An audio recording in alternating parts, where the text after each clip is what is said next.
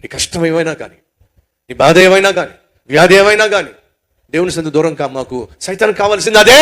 నిన్ను దేవుని సంధికి దూరం చేస్తే దేవుడు చేసే అద్భుతాన్ని కూడా నువ్వు దూరం అయిపోతావు. అదేగా వాడికి కావాల్సింది.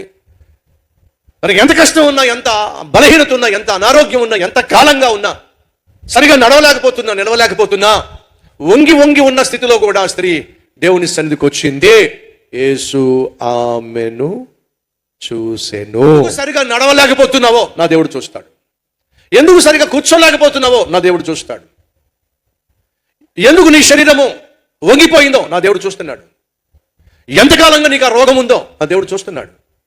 ఎవరి వల్ల, దేని వల్ల నీ శరీరం బలహీనమైపోయిందో దేవుడు చూస్తున్నాడు.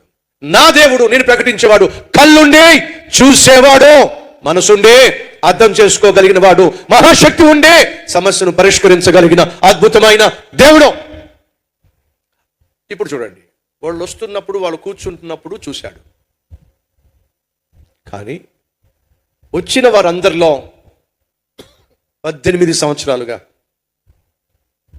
నిరాశ, నిస్పృహ, నీరసం, నడవలేని స్థితి, నిలవలేని స్థితి, నిర్భాగ్యురాలు. చాలా మంది చూశారు ఆమెని, ఎవ్వరూ ఏమీ చేయలేకపోయారు. సహోదరి, సహోదరులో, నీ జీవితంలో నువ్వు కలిగి ఉన్న సమస్య నువ్వు చాలా మందికి చెప్తావు.